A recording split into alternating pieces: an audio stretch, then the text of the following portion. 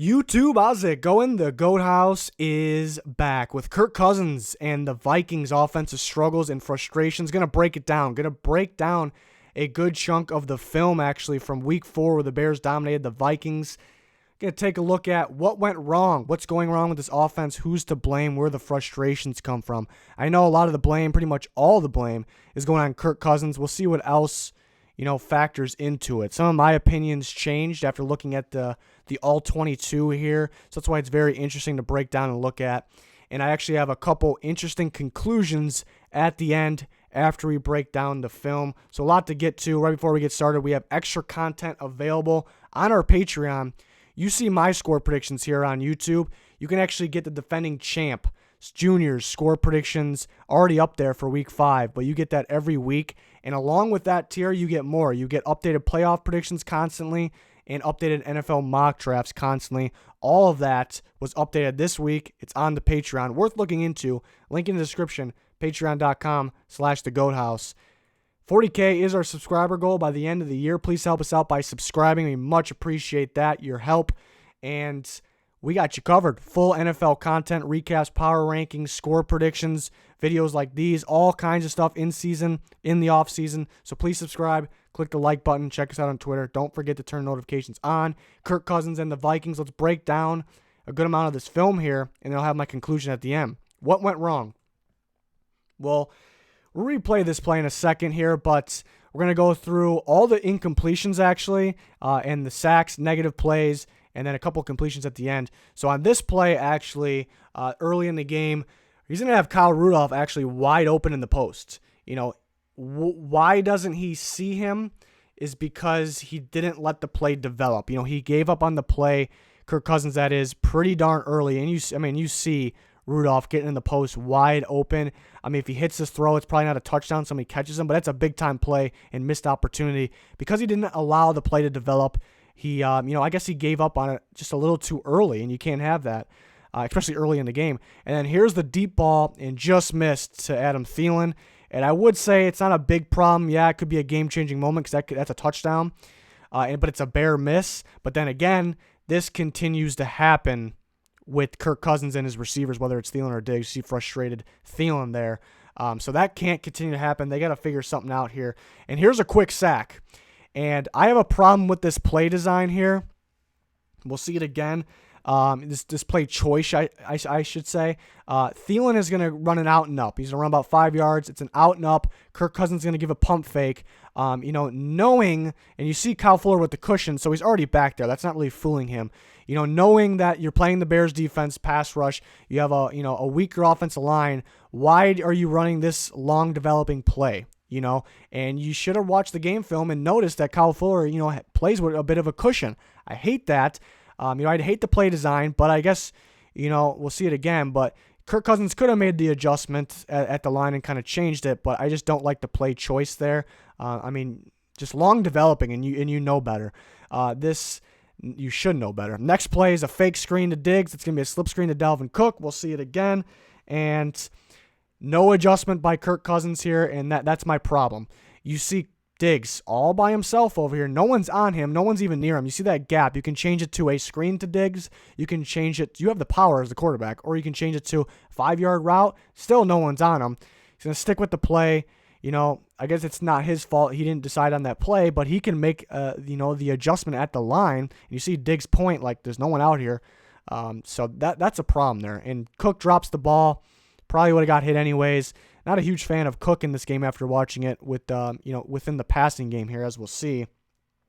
And, I just wish he would have adjusted the play a little bit.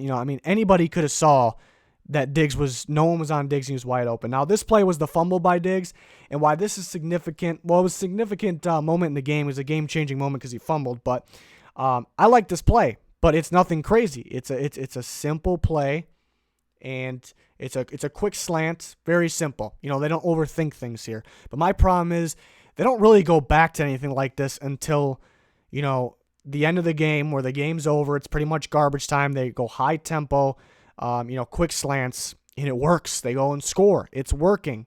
There was just none of that. There was just none of that after this. Were they afraid that, Diggs was going to fumble again or something? Strange, very strange. But, Diggs got to hang on the ball in that situation. And this play is, going to be another sack here. It's actually the strip sack after the first half, the first play of the second half here. And it's just pretty much instantly here. Just instantly, Khalil Mack gets in there. So you can't really blame Kirk Cousins for this one. He does fumble, though. But you see good coverage by the Bears defense. No one open over there. Dalvin Cook was open, but it's hard to get, your last read there in that amount of time. I mean, Khalil Mack got in there just absolutely instantly, as you can see. He had a good bend here, but nothing spectacular. Reef just kind of just blew this block. Khalil Mack's, I think, the best defensive player in the game. But you should have blocked him a little better than that there. I mean, it's a little ridiculous. So, and then he does fumble, and everyone brings up Kirk Cousins keeps fumbling. I think pretty much any quarterback would have fumbled in that situation. But yeah, I mean, he does have to do a better job hanging on the ball. And you see this one, really no one open here, and he rolls right. It's just another long developing play where just no one's that open. You could throw it to the tight end right off the bat, but somebody's closing in. But what I see here is Irv Smith late getting open, and Kirk Cousins. We'll see it again from another angle, but Irv Smith is right here in the middle of the field, and this is where I think because of the strip sack, because of him taking hits, I think he's a little afraid to take some small risk throws, and it's actually not that risky as we see it again here. There's a pretty big gap for him to throw. It's tough though. He's moving on the run, but I think he should throw that where only Irv Smith can get it. So maybe afraid to take that next risk there. And then this play, he goes to Thielen here, and I actually think Stephon Diggs gets open downfield, and we'll see it again. But he makes somewhat of a risky throw to Thielen just because where he placed it. I don't think in his head that's where he tried to place it. But Diggs is actually going to get open deep. The safety's still, in front of him, but he's still in his back pedal where Diggs can beat him deep, and he decides to go Thielen instead. And not the best ball. He makes Thielen stop for it where it's an easy play for a good Bears secondary. He could have let him a little better, but not a whole bunch of room to do that where the Diggs play, the Diggs route, I think he just launched that play, and it was a bigger play chance, and I think he was more open. You see, he threw a little behind Thielen there, and Diggs was open deep. And here, I actually think he tries to go to Diggs deep. We'll see it a couple times here. We see Diggs in the bottom of your screen going down the sideline. He's open, not the biggest window though, and he's getting pressured. So another one of those somewhat, of a long developing play. But you see he actually looks at Diggs, and he's loading up, about to throw it, and then he feels the pressure. Now I think he should throw it. Right now I think he should throw a bullet pass over the DB's head. But in live speed, which football is played at, there is pressure coming at him, so it doesn't look that simple as in slow motion there. But he could have let that one go. So another example of maybe he doesn't want to take that big risk after turning the ball over, facing some pressure. I think that's what happens throughout this game. But it is a tough one. So we see a series of similar plays here, and we'll see it again. He'll take the sack. I mean, it is somewhat quick, but he had the opportunity to kind of throw it there. And we'll see. This almost looks like the same play too. Really nothing open on this one. It's deep comebacks. I don't like the long developing play, and ends up taking another sack. And then it almost looks like the same play over and over again. I mean, you can tell the difference because this one actually is a strip sack, which the Vikings were fortunate enough to get the ball back. But he really didn't have time on that one. Dalvin Cook actually missed a block. It was a blitz by Wachowski. Just completely whiffed on him. So that's Dalvin Cook, missing a block. So he really had no time with the blitz pretty much coming straight at him. What I don't like, unlike the first, strip sack, it was a high chance of a fumble. This one, it's a high chance because he decides he wants to throw it to Dalvin Cook. I have no idea why he wanted to throw the ball there. So that was interesting. Poor decision by Kirk Cousins. Fortunate, very fortunate that it wasn't the Bears ball, though. I think, again, he's going to Diggs. You see him really load up and get ready to throw here. He wants to go deep to Diggs. We'll see it again. And it's just verticals. It's 4 verticals. I actually see Rudy going up the field too. And Diggs, he's not really open, but it's definitely, there's no safety over the top. It's something you want to throw, and he was actually going to throw. It could be open there. And it's just some missed blocks again. So that one, unlike the other one where he was going to go deep to Diggs, I think the other one he could have thrown it. That one he didn't really have the opportunity, even though he was going to. And then we see this play, which I absolutely hate from Kirk Cousins, because it's 4 verticals and it's a check down. And you see there's 3 receivers that are going to go vertical, and there's Thielen. He's going to go, and he's going to be wide open. And it ends up being a check down on Amir Abdullah. Originally, I thought this was the design play. I thought these guys were taking everybody out of the play, and it was going to be a dump down to Abdullah, and he was going to run, and it looked pretty good. But after you see Thielen wide the hell open and putting his hands up like, hey, I'm wide open, that tells me that the play design was not that. So the reason he went for the check down that early and didn't let the play develop, I am not sure. Didn't have pressure, but maybe he's kind of feeling the pressure even though it's not there, because maybe the Bears are getting to his head a little bit. So he did have Thielen on that one, and it's just interesting to see, him, I guess not seeing him. He looks like he's looking over there as we see the play again. And on top of it, it's not even a good check down. It's not even a good throw on the check down. So interesting decision there. And interesting that he did not see Thielen there pretty much wide open. You see Thielen's frustration. This actually wasn't a positive play because it was incomplete, but it was actually a pretty good throw. You expect a good throw here and a pretty good grab. I mean, Thielen was kind of an awkward position. Good force out there by Prince Mukamara. But can't complain about that one. And this play here, we'll see it in live action, live speed, the check down. This is the worst play from Kirk Cousins on the game here. The absolute worst play. He has Diggs wide open, as you probably saw on that live speed. Go straight up the field. He's wide open. Fuller actually on this play kind of bites down a little bit. He kind of sits after and lets Diggs go. So I'm thinking it's cover 2. The safety is going to help over the top, but he does not. So I don't think this is cover 2. I think Kyle Fuller doesn't just sit and let Diggs go. I think he bites on the check down. You see, Kirk Cousins still got the ball. He's not decided the check down yet. And look how wide open Diggs is. Now he goes for the check down. How do you not see Stephon Diggs? How do you not see him wide open? It ends up being a good read on Fuller, but it was very risky. And, they could have taken advantage on a bite. And you saw Diggs, the frustration, putting his hands up. The Vikings could have taken advantage on that play.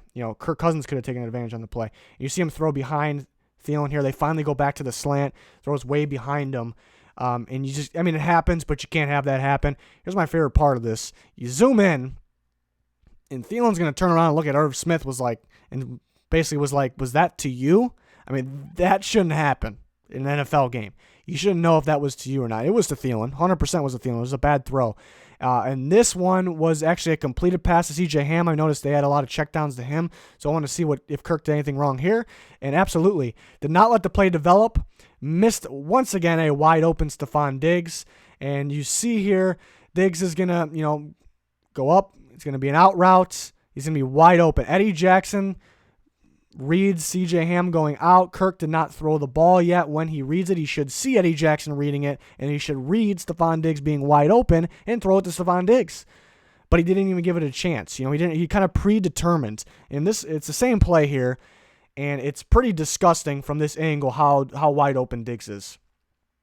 Now, he should see Eddie Jackson. Eddie Jackson kind of read C.J. Ham pretty early, and that this didn't change Kirk Cousins' mind. He predetermined he's going to throw. You see look how much space is back there. There is a safety over the top, but there's a lot of space, and it should be a free catch. You should see him and should make that throw. It was easy to go to the check down instead. This is the play, another play to C.J. Ham, the fullback, who you shouldn't really be throwing the ball to a lot, but this is a play everyone was kind of ripping Kirk for because it did look kind of funny. It was a play action rollout, and he kind of just fired it instantly to C.J. Ham. And I kind of assumed to see somebody wide open, but there really wasn't. But at the same time, he had time back there. He could have let a little more develop. But at the same time, there was only 2 receivers going out or so. So were they really going to, get open? So I don't blame him too much, but he was easy to, give up on the play developing. This play, same thing, but Thielen ends up wide open in the middle field there. You see it right there. He goes for the check down, and we'll see it again here. The middle of the field is pretty wide open here. The linebackers are pretty shallow. And then Wachowski ends up going for the check down guy, C.J. Ham, and it's like a little bit of a jump throw. He makes it harder than it needs to be, too. Just you had time, read the middle of the field. It was open. Not sure about the decision-making there, or on a lot of those. But what is my conclusion here? Got a few of them. Taking a look at, the bad from the coaching/play design side. A lot of 1 to 2 wide receiver sets, and that doesn't help. It doesn't help at all. You don't see a lot of teams doing that for a reason. It's most time it's like when it's a 1 receiver set, it's Thielen, then you have Thielen and Diggs. And they have long developing plays, which kind of goes into that. And there's really no free option on those plays. There's nothing underneath. It's a lot of just long developing plays, no free option. While you at the same time you have a below average offensive line, you're playing maybe the best defense in football, maybe the best pass rush in football. You should know better. You should know better. Not too many receiver options, and it's just taking too long for them to get open because of the play design. It's not really the receiver's fault. And then there's really no tempo or urgency when the run game doesn't work. They kind of insist on the run game. Once it doesn't work, it's kind of like they're giving up. They're waving the flag. They're giving up. There's not a lot going on. Like I mentioned, the quick game works. The no huddle, or even if it's not a no huddle, the quick slants work. They kind of just went away from that and then went back to it when the game was over, and it was working. Well, it's too late. Maybe they learned. On the Kirk Cousins side, he obviously didn't see open receivers.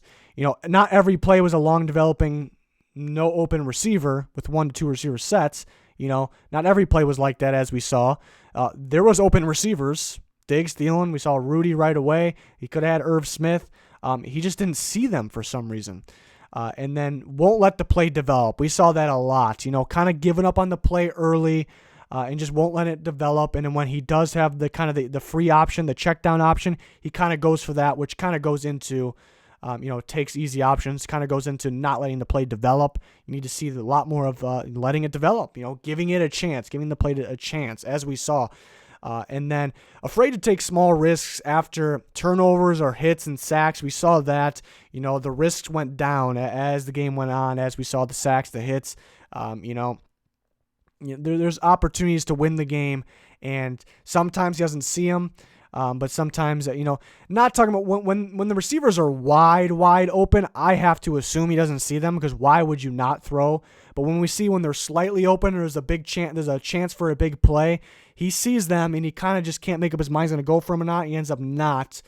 Because I think after the game goes on and risks were taken and there was turnovers, there was hits, there was sacks, I think he doesn't want to do them. And there's very little adjustments, like we saw. There is adjustments, but they're not impactful. They're not big-time positive adjustments. I want to see big adjustments like other good quarterbacks make. So you can blame both sides here. You can blame both sides. We've seen negatives from both sides that they can work on. But I have another interesting take here. That is, it feels like it's a fight. It actually feels like a fight between the Vikings coaching and /play designs. I don't mind the play calls for the most part, but the coaching /play designs versus their own quarterback, versus Kirk Cousins. We got long developing plays versus Kirk Cousins that doesn't let the play develop a lot. On the coaching side, you have these long developing plays. Again, while you don't have the best offensive line, when you're playing the Chicago Bears defense, it's not smart. But at the same time, you also have a quarterback that's really not going to let plays develop even when they have a chance, when there's no pass rush, when the offensive line is blocking good. So they kind of need to meet in the middle there.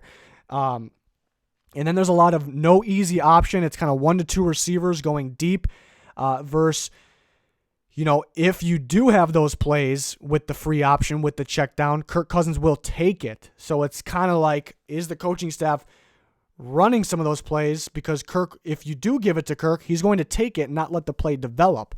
The big negative plays in this game, or not just this game, pretty much all the games for the Vikings offense and Kirk Cousins, the big negative plays, the reason being was, they're long developing plays, and there was pressure early at the same time, so it all didn't help. And then the non-big plays, the plays where he misses wide open receivers, or the plays where he takes the check down, or the plays that should go for more, is because he gives up on the play early and he'll take the check down. So it feels like the coaching staff is like doesn't want to have the check down. It doesn't even have to be a check down. It could be something underneath, they needed to give him. But it seems like the coaching staff is just in a battle with Kirk Cousins, and they're in a battle with each other here. They don't want to give him that check down because he'll take it, and he won't hit the big-time receiver downfield. But you do need something underneath. If you're going to run one or two receivers deep while nothing else underneath, you got a problem. So, you see both sides here, and you see what I'm saying when it feels like, it's kind of a fight here. They don't really pair well together, but I think you can fix it. I think you can meet in the middle here. But not a good job game planning for this game. It felt like, you play the Bears twice a year. You played them twice last year. They have an elite defense. They have elite defense again. They had it last year, whatever. They have Khalil Mack. Kyle Fuller plays a little bit of a cushion. It just seemed like no game plan. I didn't like the play designs. It seems like they throw the towel in early after the run game doesn't work. A lot of relying on that. But, a lot of me blaming the coaching there, but at the same time, there was some darn, wide open receivers that Kirk did not see. He has to see. Not too many missed throws. You had some missed throws that you want back, obviously, because they're big time moments. But it's mainly not seeing the wide open receiver or not letting the play develop and being quick to hit the check down. And I hated that, absolutely. So both the coaching staff, play designs, and Kirk Cousins need to be fixed right now. I think they can be, Kirk needs to open his eyes a little bit. He didn't really have that big of a problem last year. So that's why I think it can be fixed, but how much will it be fixed?